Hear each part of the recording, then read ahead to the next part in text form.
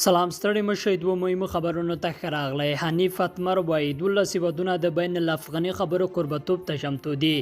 د کابل جمهوریت روغتون کې د کووډ 19 درملنې څانګه پرانیستل شوه. د افغانستان د بهرنیو چارو وزیر وایي 12 هیوادونه د بین الافغاني خبرو کوربهتوب ته چمتووالی ښودلی دی. محمد حنیف اتمر نن کابل کې خبریالانو ته وویل اجماع دا شوې چې لومړنۍ غونډه به دوحې کې ترسره کیږي. هغه زیاته کړه په اوس وخت کې اجماع دا شوه چې دا خبرې د 12 هیوادونو له ډلې چې د کوربهتوب وړاندیز یې کړی و په قطر کې پیل شي. له دې وړاندې طالبانو ویلي و چې لومړی پړاو خبرې په قطر کې کیږي. د کابل جمهوریت روغتون کې د کووډ 19 درملنه څنګه پرانیستل کیږي. د افغانستان عامه روغتیا وزیر محمد جواد عثماني وایي دغه څنګه بیړنۍ د عملیاتو د ځانګړي څار یا ICU خونې لري او په پوره وسایلو سمبال شوی.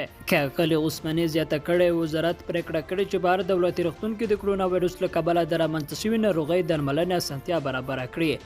افغانستان کې د کرونا وایرس باندې 15 مثبت پیښې ثبت شوې دي.